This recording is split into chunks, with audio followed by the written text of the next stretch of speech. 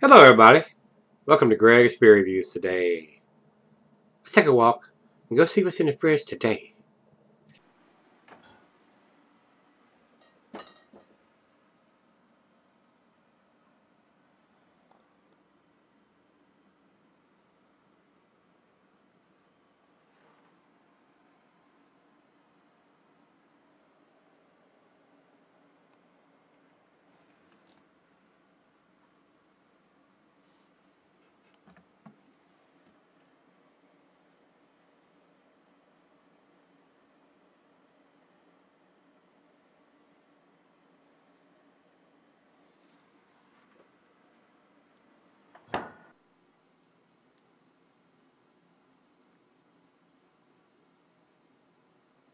Hello everybody, welcome to Gregsbeerreviews today. Like I mentioned the other day, we're getting down to the bigger beers that's left in the fridge and in the closet and waiting to get into the fridge.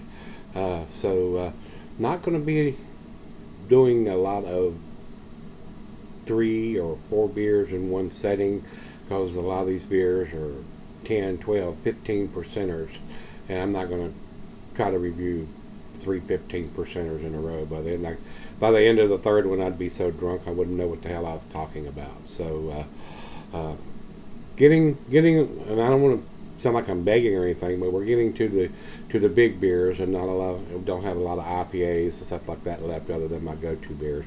So we're going to be reviewing some of these so we can get them out of the fridge. And this one is St. Arnold Brewing. They're down in Texas. This is their Bishop's Barrel 19.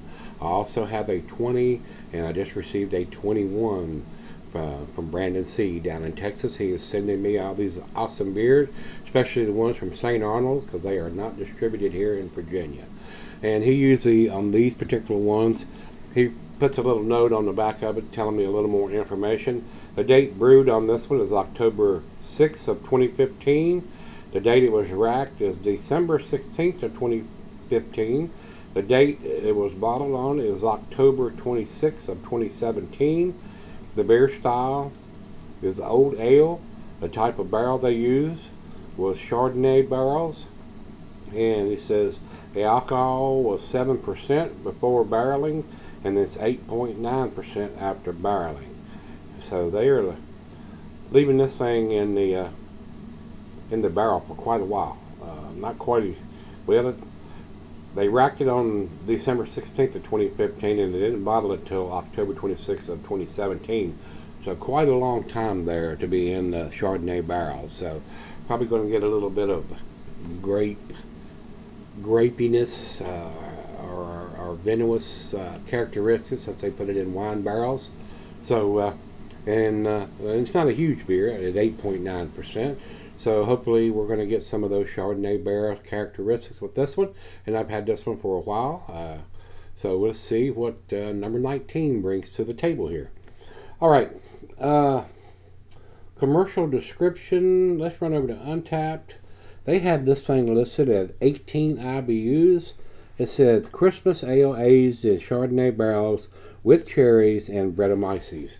So we're probably going to get a little bit of that farmhouse saison funkiness since they use Brett yeast on this. And I hope it don't spew all over the place. Sitting in the barrels for that long, hopefully it had time to finish working and doing all its things, and we're not going to get an overcarbonated beer here. I hope. We got my fingers crossed. So that is all we need to talk about. So we got the ABV, and we've got the barrel, and we got the information that Brandon has put on the bottle. So that is it. It is time. So let's get this thing opened up and see what we got. Big hiss. And looks like it's staying in the bottle though. Big hiss. Alright guys, while I pour this, I'm going to tell you the food pairing that says here is cheeses of buttery, brie, Gouda, Havarti, Swiss, General, Digestive. Glassware to pint, Becker 9 tumbler, snifter, oversized wine glass. I got my favorite tulip glass today, guys. It says here it can sell for a long time under the proper conditions. So hopefully I have cellared it under the proper conditions. Basically these have been in the fridge ever since I got them. So I didn't put these into the closet. They went directly into the fridge as soon as I got them from Brandon. about a finger of head on that pour. It is a murky brown color. Not a lot of light coming through the big bulb part, but I can see some down here. And the bubbles are absolutely going crazy on this beer. And as you heard the hiss, seems to be well carbonated, but not over carbonated. So, to the nose we go.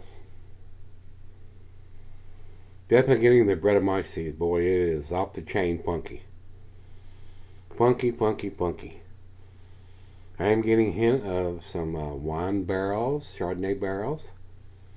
I am getting a little bit of grapes on the nose. Smells pretty good. Let's dive in. Cheers, everybody. Cheers, Brandon. Sorry it's taking so long to do it, but here we go.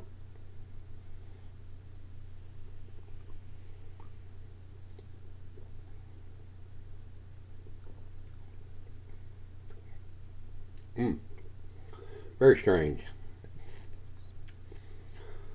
And the breweries like to do different things. Probably the reason they picked Chardonnay barrels to put this in, probably had those on hand. My honest opinion, I think it probably would have been a little better if they put it in a bourbon barrel or some kind of whiskey or rye or some other kind of liquor barrels instead of a wine barrel. But that's just me. That's just my opinion. The people that like to drink wine, especially Chardonnay, they might really, really like this beer.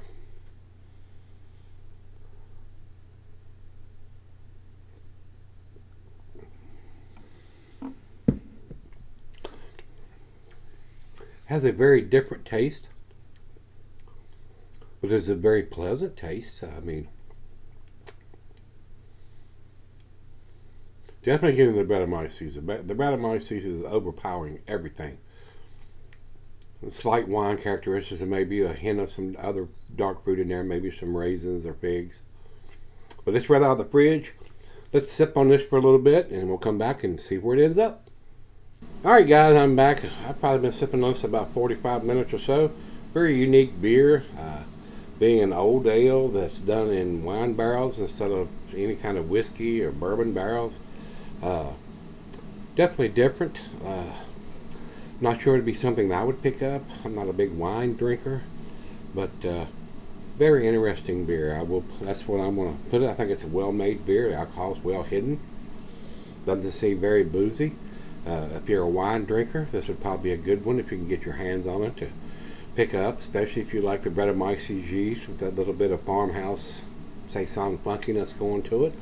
I enjoyed it. Final choke.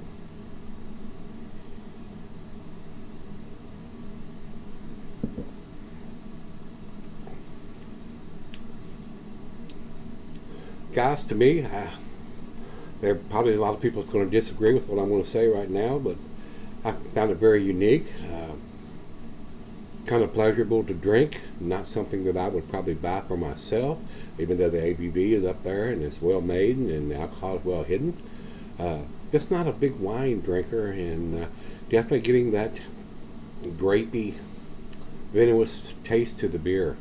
So nice change up from your typical old ale. Especially with the Brettanomyces in there. So a lot of different characteristics of the beer from your normal old ale is going to be. Guys, for me, I'm going to give this B+. I'm going to give it an 89. I could just easily give it a 90, which would be in the A- category, but it just didn't do a whole lot for me. But I do appreciate Brandon spending his hard-earned money on these beers and sending it to me. Brandon, this one just didn't blow my hair back quite enough on this one. So 89 for me, guys. Like I said, there's probably a lot of people that's going to disagree with me on that, but that's where I'm going to put it. So let's run over to Beer Advocate. Beer Advocate says 3.84. That's middle range of their B+.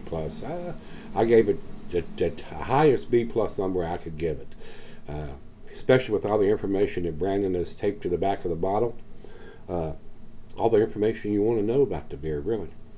And over to Untappd for our final check-in, they also have it at 3.85. So those guys are putting it into the B+ category, but not to the number that I'm giving it. So I'm giving it a better grade than both of those groups are. So if you've had this one from St. Arnold's Brewing, this is their Bishop's Barrel number 19. And the reason I tell you that, because they do a different style every time they do one of these Bishop's Barrel. So number 20 is going to be not going to be an old ale probably. So and we may do that one tomorrow. Like I said, we're getting down to the bigger beers, and I may do the 3 St. Arnold's Bishop Barrels in a row here, just to kind of get an idea of how much different they are and what I think of them.